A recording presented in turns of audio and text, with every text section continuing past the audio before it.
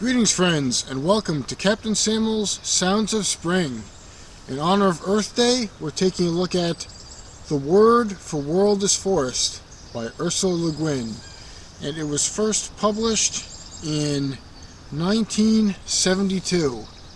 So this is about a forest planet which is inhabited by humans that were dropped off by a humanoid nation that explored the stars known as the Hainish.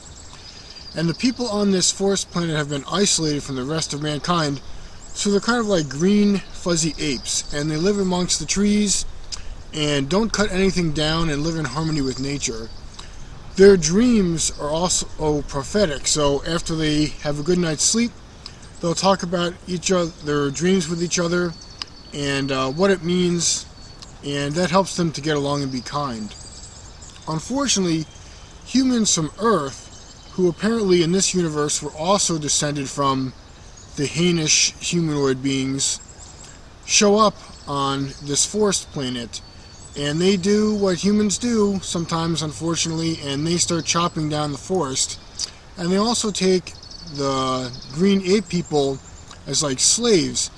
And so there's this one character, and his name is Selver. And Selver's wife is raped and killed by Captain Davidson, the leader of a logging camp. And so Selver has a dream that the forest apes can't be peaceful anymore. They're going to have to turn to violence in self-defense to get rid of the humans. And so he attacks Davidson's camp, wipes out most of the humans, sends the rest scurrying for safety, and says, "You guys better stop chopping down the trees and get off the planet, because we're done putting up with your destruction and abuse." The humans don't listen, and so Selver goes around to other ape forest communities and spreads his dream of using violence to defend himself.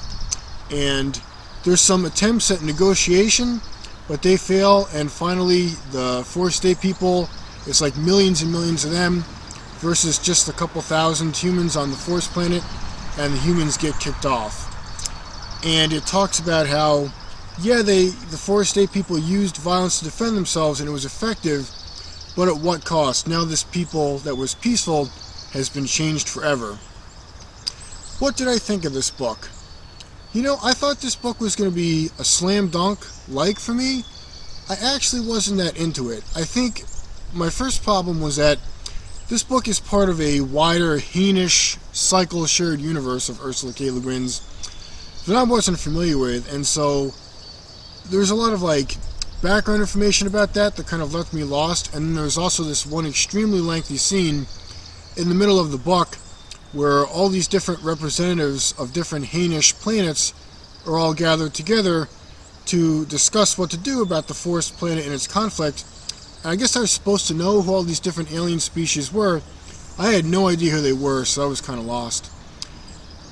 I also didn't find that long negotiation scene in the middle particularly interesting, and in general, this book seemed like it was up here in the head a lot, and I really think for its topic it needed to be down here in the heart. There was plenty of showing and concrete events, but just as often, cultures and events were shared in kind of like lore dumps, and it just felt very intellectual for a book that I wanted to tug at my hamstrings a bit more. So yeah, I'm going to give this book just 3 out of 5 stars. If someone were to argue with me and say, "Oh man, come on, that really deserves 4 or 5 stars," I wouldn't put up much of a fight, honestly. But for me, this was a 3-star read. It's just a little bit too intellectual. Would I recommend it? Well, if you're familiar with Ursula Le Guin's Hainish cycle, you might not be as lost as I was. So yeah, go ahead and read it. But actually, a story that I liked a lot better about post-colonial societies and oppressors healing and atoning for the harm that they've done was Downward to the Earth by Robert Silverberg. I liked that book a heck of a lot more. It was concrete, and it really got me right in the heart.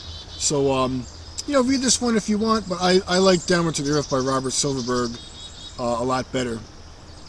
So also, I'm out here in my yard, and I thought as a special treat for Earth Day, I'd show you around a little bit, because I'm cleaning up the forest, and I think that's fun, and I want to show you what I'm doing. So let's go for a little tour here. So next to my house is a woodland stream where my kids like to play, and when I first moved in, all of this was covered in trash. My house is over 100 years old, and the people that lived here basically used the woods next to my property as a dumping ground. So all this was like old car bumpers and bags of trash and coffee cans full of human poop. And I went around and I picked it up, and I go to my garbage toter every 2 weeks, and if there's any room left in my toter, I put the garbage from the forest in there, and so slowly I've gotten it cleaned up. So I still have more work to do. This is like an old, soggy, honking thing of carpet that somebody left here. Carpet is unbelievably heavy when it gets wet. Plus, it's like really disgusting to saw up. So if any of you viewers out there want to come over to my house and help me saw up some disgusting carpet and throw it away, come on down. Now in the back of my yard, you can see that mountain. That's called Mount Solaris. And it's a holy mountain, and it's called that because it's the first and the last thing that the sunlight shines on. And when I go up there, I receive mystical revelations, and that's where my books appear. So that's where I recorded my Book of Deogenesis release video, and it's where I'll record my Tales of the M16 release video soon. It's beautiful up there. It's a sacred place. So this is a back section of woods that I started clearing up last year. I'm not as far along with getting the trash out, but this is cool. This is the husk of an old car with door, and it's where I stage the trash until I'm ready to put it into my toter. And I actually don't think I'm going to get rid of this car husk and door. I think once all the trash inside is gone and I make sure it's safe, I'm probably going to bolt the door to the chassis and put like a rubber mat down and like a wooden bench. It'll be like a cool place that I can sit in, like out in the middle of the woods.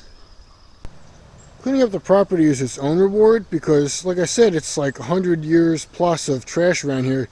You find some interesting stuff. So here's something I dug up the other day and set aside. Medical alert, severe allergy to chick flicks.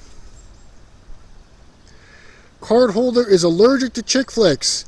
Even minimal exposure to chick flicks can result in a severe allergic reaction. Warning signs. Person may be staring blankly, bored, senseless, irritable, fidgety, or falling asleep. Immediate care. Move the person away from the chick flick. Do not bother them about not liking your movies. For this is great. For faster recovery, show the person a movie that depicts violence, explosions, weapons, fast cars, blood, or nude women. Prevention is the best medicine. Do not allow card holder to watch chick flicks. So yeah. Yo, do you hear that? Check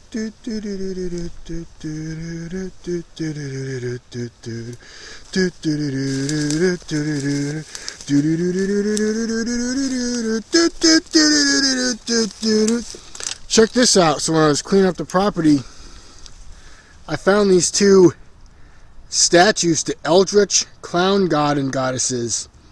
So that's cool. I put them in here in the forest, and they watch over my YouTube videos and make sure they're all comedy gold.